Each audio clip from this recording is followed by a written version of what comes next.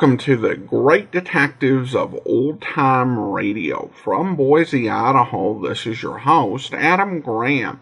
If you have a comment, email it to me, box13@greatdetectives.net. Follow us on Twitter at Radio Detectives and become one of our friends on Facebook, facebook.com/Radio Detectives. I do want to encourage you to check out the video version of our podcast. Go to videotheater.greatdetectives.net. We post 2 videos every month. Most recently, we've been doing episodes of the TV shows Man with a Camera and Federal Man. And you can check out all the podcasts I do over at greatdetectives.net. Right along the top, there's a link to them. But now it's time for this week's episode of The Fat Man. The original air date's May 19th, 1955, and the title is Murder Makes a Payoff.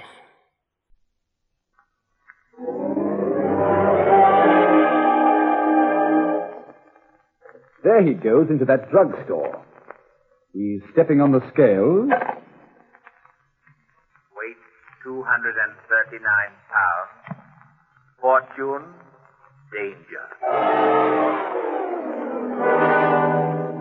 Who is it? The Fat Man.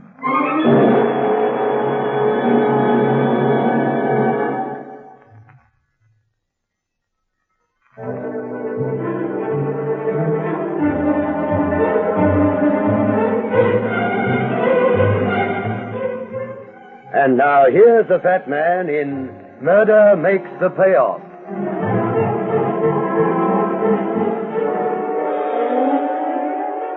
It was one of those brisk, clear mornings in early spring. And I'd gone uptown to say hello to Henry. They were letting him out today. Poor guy had been in for the last 5 months. Henry hadn't done anything to deserve the rap. It's just that Henry is a lion. And he spent the winter months in a nice, warm indoor cage.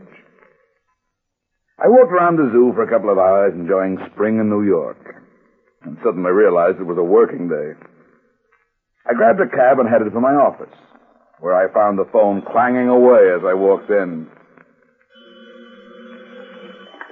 Runyon speaking. I must see you at once, Runyon. My wife is in terrible danger. Who is this? George Mitchell, United Bank and Trust. Well, Mr. Mitchell, you know where my office is. I can't come to your office, Mr. Runyon. It's too dangerous. You see, I might be followed, and no one, you understand, no one must know that I've come to you. I see. All right. You know a place called Clemens Bar and Grill? It's about 2 blocks east of my office on the same street. Clemens Bar and Grill? No, I don't know it, but I'll find it. I'll be there in 15 minutes. I'll be waiting for you. How will I know you? Well, I won't wear a red carnation, Mr. Mitchell. They don't call me the Fat Man because I'm anemic.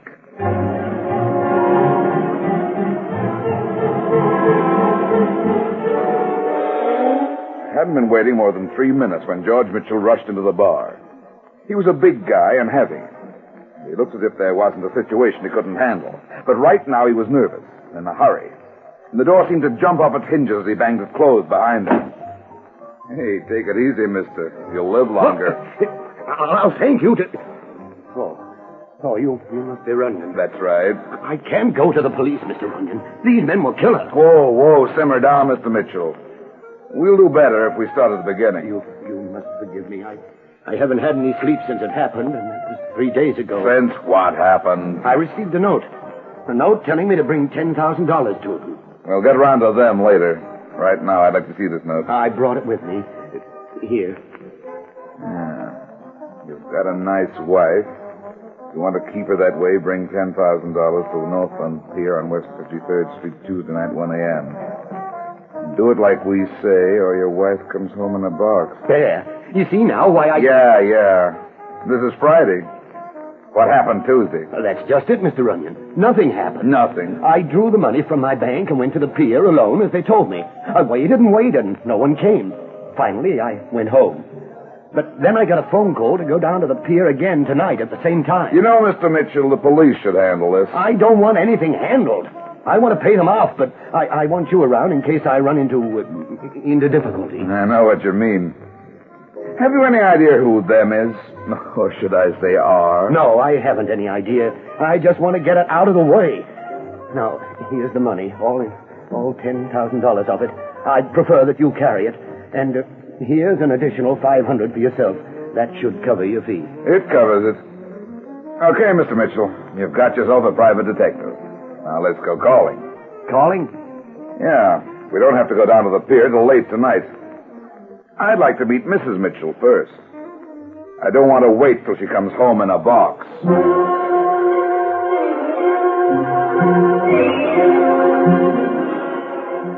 We left Clemens Bar and Grill and headed for my car, which was parked 3 blocks away. The street was crowded with people, yet Mitchell walked along with his head down, his shoulders hunched, not saying a word. Once I tried to draw him out a bit, but it seemed that he'd told me everything he was going to. And from now on, anything I wanted to know, I had to find out for myself. We hadn't gone more than a block when suddenly, and without my turning round, I knew instinctively that Mr. George Mitchell and I had uninvited company in the crowd. Mitchell, keep looking ahead and don't change your pace. Now listen to me. What? Listen, we picked up a shadow. Just keep walking. Okay, now let's go look at those antiques in that window. I want to see what our friend looks like. Which one is he? Never mind. Look at the antiques. I can see him in that big mirror over the Grand Rapids Chippendale. He's stopped to look in the other window. Oh, yes. I can see him now. A rather short and heavy-set, dark complexion. That's our boy. Ever seen him before? No, I'm sure I haven't. He's not very smart. If he knew anything about tailing, he'd have walked past us when we stopped and picked us up further down the street. What do you suggest we do about him? Nothing. Look, give me our card. You hail a cab and go home. If he follows you, I'll hit him off. There's a cab now. Hey, cab! I hope you know what you're doing. Here's my card. Okay, now. Take this cab and I'll see you at your place later.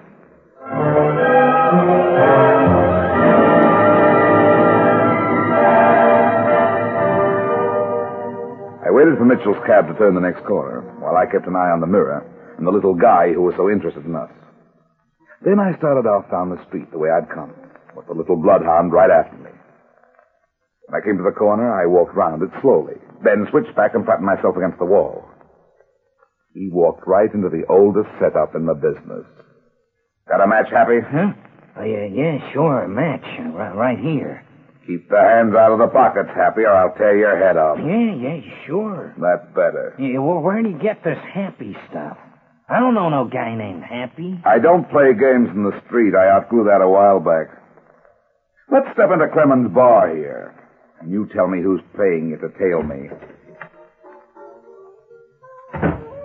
Now, look, mister, you got me all wrong. Honest, you're nuts. I don't know what you're talking about. Move. Yeah, sure. What will it be, Jack? 2 beers. Right. Look, mister, like I said, you got the wrong guy. My name ain't Happy. Change the lyric, Buster. You're Happy McCoy, a small-time hustler with a long-time record. I recognized you the minute I spotted you in the street. Okay. So what do you want from me? Information, mostly. If I don't get it, we go down to headquarters. You used to pack a knife. Maybe you're loaded right now. You could go back to the can for that. Now, look, smart guy, for your information, I'm on parole. Would I have a shiv on me now? That's too bad. Because for the information I want, there's only one other way to get it. Hey, what's going on here? Relax. My friend here is dying of thirst. Yeah. We'll just cut out the rough stuff. This is a respectable place. Here's your beers. Thanks. Here's the dough. Keep the change and don't worry. Say, thanks. Okay. Now, Happy, do we talk or do we go back to my office and see just how much you can really take? Yeah, sure, I'd talk. I should take all this for Big Gino. He can take care of himself. Gino? So he's in this? Yeah. You know his place downtown? Yeah, the Pelican Club, I know it. Yeah, well, there's a roulette layout in the back. Maybe I spend too much time there. Anyway, I'm into the house for $200. So when Big Gino tells me to do a job, I do it. And the job? Tail a certain guy. Get a line on who he sees. And then report to Big Gino. What certain guy? The guy you were just talking to. Big Gino showed me his picture. Okay. Let's go down to the Pelican Club and you can make your report to Gino. You crazy? Look, so you scare me so I talk too much. But Big Gino scares me so I drop dead. Besides, go take a walk for yourself, fatso. Go on, beat it. Getting tough again. Fatso, I got banking now. There's a beautiful doll sitting in a booth behind you. Here, go ahead, take a look. That thing in her hand, she's pointing at you. That ain't the menu. I turned from the bar and looked at the row of booths that ran along the opposite wall. And sure enough, sitting in a booth right behind us was a slim, cool blonde in a dark, shiny mink. The last time I'd seen her, she'd been third from the left in the front line of the chorus at the old Crystal Club. As I remembered her, and it had been a good many years ago, there'd been a lot more of her to see. She still looked beautiful, even with a small nickel-plated revolver in her hand, hidden with a handkerchief, but pointed right at my head. Okay, sweetheart. You call the next move. That's right, fat man. Now you're being smart. It's the boy goodbye coming to find you. Do like the nice lady says, fatso. Beat it, Happy. You're lucky for now. I ain't scared of you no more, you understand? I'm leaving real slow and easy, as I want to. See? Bartender, bring my drink over to this table. I'm joining the lady. Look, mister, we don't allow that sort of thing in here. This is a respectable place. The lady asked me. Didn't you, sweetheart? That's right. Sit down, Mr. Runyon. See? Now be a nice guy. Okay. You can put the artillery away, sweetheart. If I'd wanted to go for Happy before he got out of the door, I would have. I guess you would at that. Tell me, why do you cover a guy like that? Or do I... Oh, I'll tell you. Happy's a friend of a friend of mine. You move in interesting circles. I just happened to see you tag him in the street a few minutes ago. I slipped in and sat in this booth while you were slapping him around. I see, Linda. It is Linda, isn't it? You have a good memory. Yes, Linda. Linda Kellerman, the Crystal Club in the front line of the chorus. Yeah, I remember as if it was yesterday. Yesterday, plus about 15 years. That was Gino's place, wasn't it? Yeah, that's where he got his start. And that's where I first ran into Happy McCoy, Gino's stooge and #1 hatchet man. You still working for Gino? I'm a married woman now. I left the chorus in the Crystal Club in Big Gino years ago. So the big rescue act for Happy a few minutes ago was just for old time's sake, huh? You might call it that. Well, I think I'll say hello to your ex-boss just for old time's sake. And by the way, Linda, since it's not Kellerman anymore... It's Mitchell now. It wouldn't be Mrs. George Mitchell. That's right. This is George Mitchell, the gal who's coming home in a box. Linda was the gal some guy was gunning for. At least according to the note her husband had showed me. But aside from the $10,000, which might easily be reason enough, she couldn't or wouldn't tell me why, and her husband said he didn't know. But like her husband, Linda also impressed me as someone who could take pretty good care of herself. I left her in Kremen's Bar and Grill and went back to my office. There I called headquarters and got the dope on Happy McCoy's current status with the police. After mulling the thing over for a while, I decided to have another talk with George Mitchell. He lived in a converted private house in the upper 70s near Central Park. And there was a cop and a small crowd milling around the front door when my cab stopped. Sorry, Mr. Runyon. I can't let you go in. Those are the orders. Me in particular, officer? Nobody, Mr. Runyon. There's been a killing in there, and nobody goes in, nobody goes out. A killing? A killing. And a fine job they did of it, too. Who is it? Mr. George Mitchell.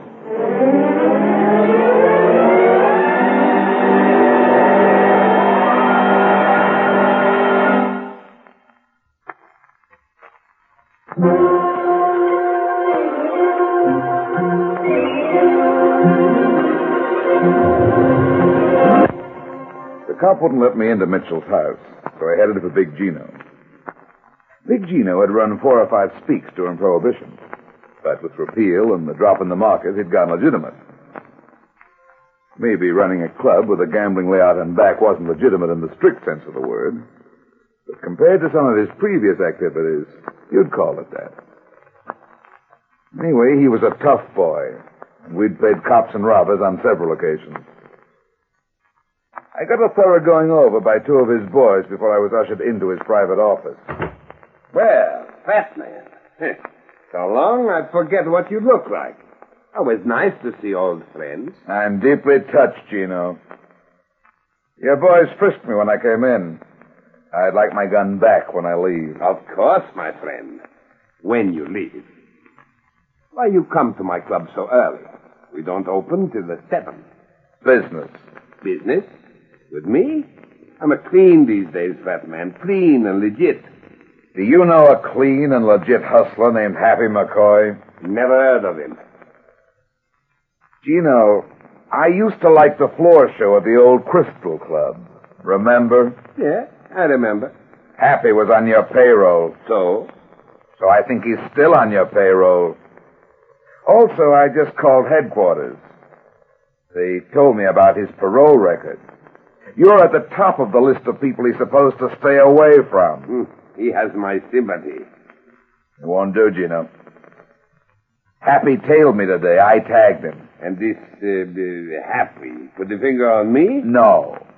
I'm putting the finger on you. Are you in business for yourself? For a client, Gino. And for a girl named Linda Mitchell. Remember her? Used to work for you. Look, fat man. I've been real nice to you. I'll let you come in here, take up my time, and say many stupid things to me. Now I am tired of being nice. There is the door over there. Use it while you still can. Okay, Gino. As I said, this is for a client. Unless the right guy gets paid off, Linda Mitchell's in trouble. My client can't make the payoff, so I'm doing it tonight at the Northland Pier on West 53rd Street. You bore me, fat man. Maybe you and I are on the same side, Gino. I don't think so. You and me, we are never on the same side about anything. You understand? Now get out. Stay away from me. Yeah, boss? This guy is leaving, Nicky. Okay, boss. I think you're making a mistake, Gino. Beat it. Hey, Nicky, give him back his gun. Maybe he'll shoot himself with it. Save somebody the trouble.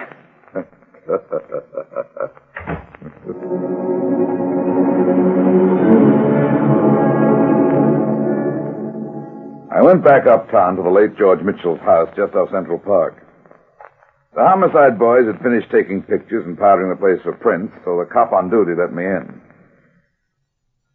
I got the maid aside and gave her a small token, not too small at the current rate of exchange, for which she took me up the back stairs, past the reporters, and showed me into the upstairs sitting room. Then she went to call her mistress. You're just a bit late, aren't you, Mr. Runyon? We'll see. Maybe I'm just a bit early. You don't quite fit the picture of the bereaved widow, Linda. The press is downstairs. They might not like it. Look, you're through, Runyon. Finished. Washed up on this case. My husband hired you. My husband is dead. The word is murdered. All right, murdered. But I'm paying you off. There's still the guy who wrote the note to your husband, Linda. He hasn't been paid off yet. A friend of mine is taking care of that. A friend named Gino? I thought you were smart, Runyon. Get up. Take it easy, sweetheart. As you say, your husband hired me. He hired me to pay off the guy who was going to send you home in a box. And your husband also gave me $10,000 to pay off this guy. I don't believe you. Anyway, I haven't the slightest idea who would threaten me or why. All I know is, sweetheart, that I saw the note your husband got and I was paid to do a job. That $10,000 is legally mine now, Runyon, and I want it. Even if there isn't any payoff, you wouldn't get it till this whole thing is finished. We'll see about that. Look, just for the record, Linda, how did Gino know about the note? I told him. I went to him after George showed it to me. Why Gino? Why do you think? Gino in love with you? Of course. He always has been. Ever since the old days at the Crystal Club. You in love with him? No, dear. I've never been in love with anybody. I know. Linda just loves Linda. It makes the decisions easier. If you're happy that way. I'm happy. When I married George, Big Gino told me to come and see him if I ever needed help.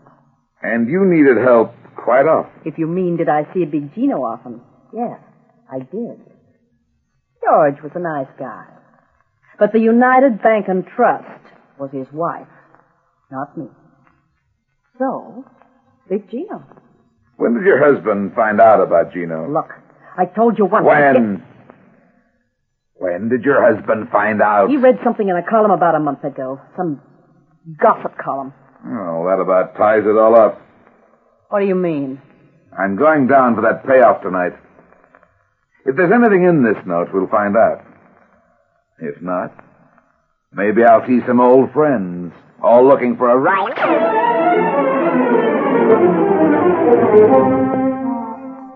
I left Linda and had myself a steak at my favorite chop house on the corner of 56th Street and 2nd Avenue. I was still puzzled at Linda's lack of concern about the note. After dinner, I killed a couple of hours at a movie about a private eye. What else? Then it was time to take care of George Mitchell's unfinished business. I parked my car at the inshore end of the Northland Pier. A big freighter was tied up alongside, and the only light came from the lamps that hung from the side of the ship over the line. A watchman's shack stood at the offshore end of the pier, and I started walking towards it.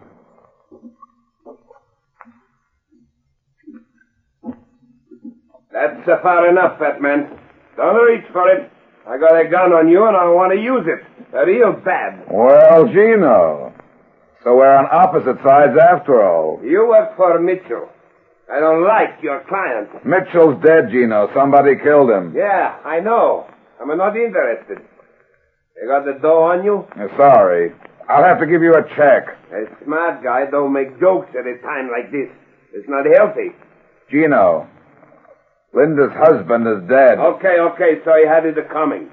But I don't know anything about it. No, I don't think you do. But the police, Gino... What about them? They might think differently.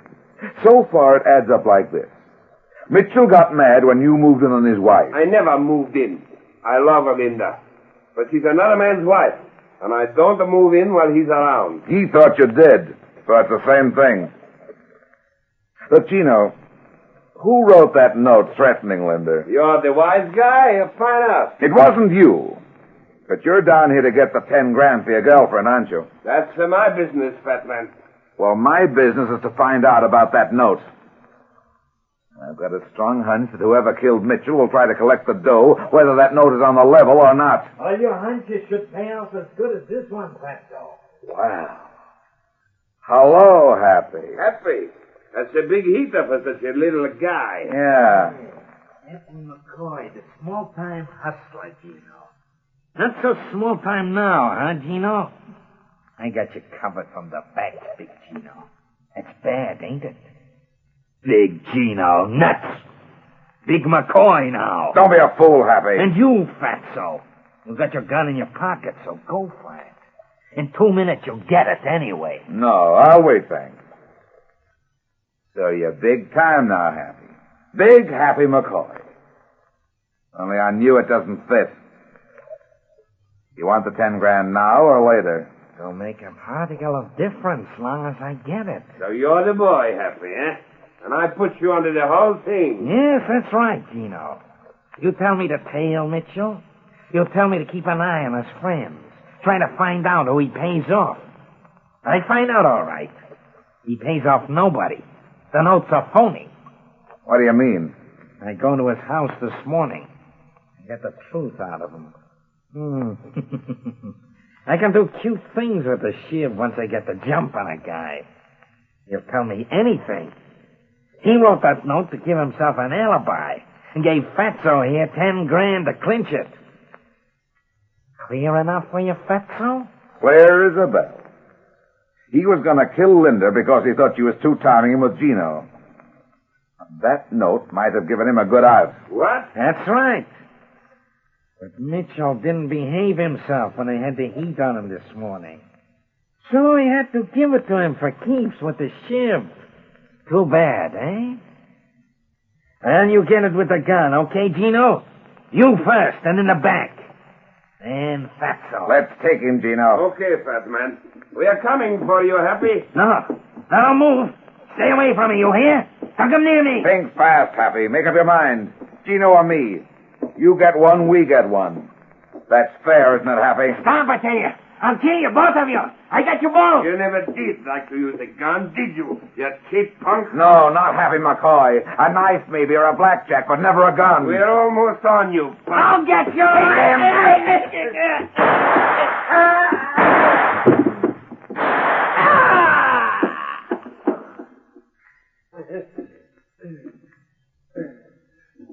Well, we got him, fat man.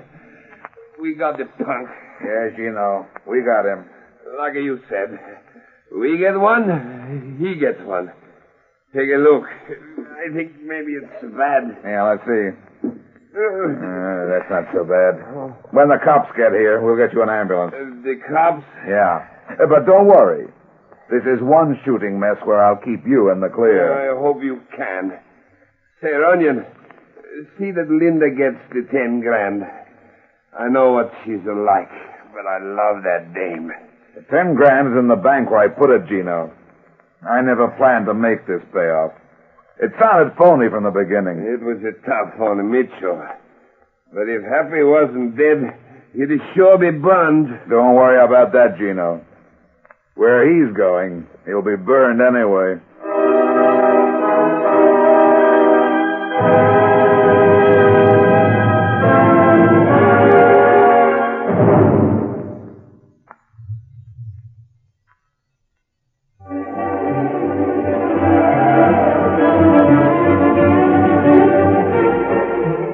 That's that. It seems I spend my life in getting into trouble and getting out of it. But at the same time, I generally manage to get some other people in and out of trouble, too.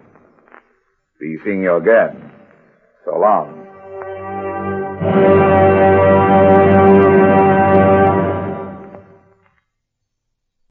Welcome back. A nice action-packed conclusion. I definitely wasn't expecting that it was going to be the husband who intended to murder the wife, particularly after he got killed himself. So that was a good surprise. Alright, well, listener comments and feedback now. And this one I'm kind of excited about because it's the first one I've gotten off of Spreaker. And this was in regards to episode 3352, Murder in the Peacock. Barry writes, I just listened to this episode today, May 19th. I found it interesting for sure. I was very disappointed, though, when peacocks were mentioned and the sound effects played chickens. I grew up with a peacock next door. I know the obnoxious noise pollution they produce. Maybe Australians just didn't know. Well, thanks so much for the comment, Barry. Good point. Obviously, peacocks are not native to Australia. Of course, they're native to India, but have been, sent to a whole lot of places around the world. And in 2021, there are peacock farms. But it's safe to say that your average Australian was not particularly well advised about how peacocks sounded. Perhaps your average Australian sound man in the 1950s wasn't knowledgeable on that point. And I do think even in America, when it comes to sound effects, the goal was often to add enough sound to contribute to the atmosphere to make you kind of conjure up the image with as little work as possible. That's kind of why Dragnet stands out, because most people weren't, trying to create like an immersive feel where you felt like you were actually there. But that was, particularly in the early days, that was what Jack Webb went for with Dragnet. And even today, I think a lot of modern audio dramas go for very minimal work on sound effects. Certainly not all. Big Finish, the British company, does a lot of Doctor Who adaptations, also does The Avengers, and some Sherlock Holmes episodes. When you listen to, because they'll do like extras after each release they do. And sometimes they'll have the sound designer on, and the sound designer will talk and say, okay, well, I was listening, and I just wanted to figure out, how do I make this sound like you're in the jungle? And so and they'll go through this very involved process of how they tried to create this super realistic soundscape. And I have to admit, I get spoiled a bit, because there are other people who, they get good script written together, some good dialogue, and they're like, yeah, let's just go ahead and grab 3 or 4 sounds off a sound effects CD to kind of suggest where we are, and let the listener's imagination do the rest. And sometimes I'm just so spoiled by all the efforts that, Big Finish puts into things, that I kind of am like, you really could try harder on this. All that to say, I think in 1955 in Australia, the sound guy is going to take a look and say, okay, I have no idea how to do a peacock, and listeners aren't going to care. They don't know what it sounds like. Let's just go ahead and do a chicken. That'll be good.